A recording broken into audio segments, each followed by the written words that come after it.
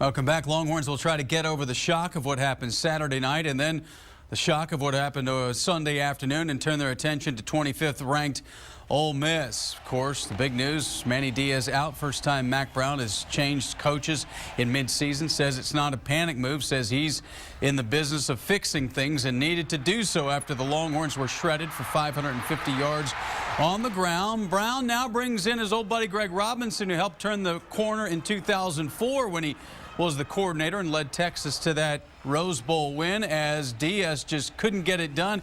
Mack admitted the entire defensive staff was on a short leash from last year. They knew that there was a short leash. They knew they had to pick it up, and after Saturday night, I wasn't going to continue to let what happened last year happen this year. It's not something you like to see done, and at the same time, coaches across the country have to win. So the message is you got to make decisions when things aren't going well to get them fixed. Greg's really excited. I mean, he's disappointed for Manny. He's a coach. He understands you never like to see any of this happen to anybody. It's not part of the business that we like.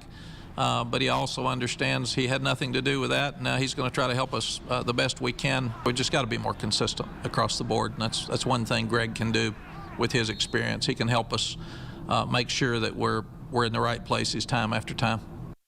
Most affected by the move, the players. For that reaction, let's go to our Chris Tavares.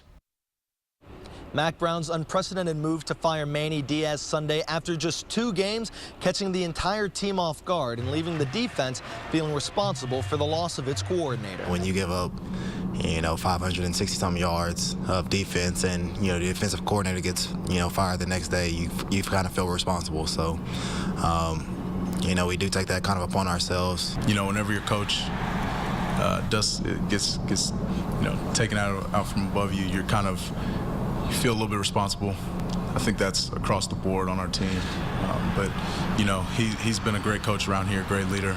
So much respect for him. Being a leader on this team, you have to take responsibility for what happens on your defense. And I think it's more on us than it is than you can put on any of the coaches. We need to take responsibility for this, and we'll get it corrected. New defensive coordinator Greg Robinson working with the team for the first time Sunday evening, working specifically with the linebackers, the position that he'll be coaching. Now, Tuesday's practice will be all about Robinson implementing his new defense, while Wednesday and Thursday will focus on the game plan for Ole Miss. Chris Tavares, KXAN News.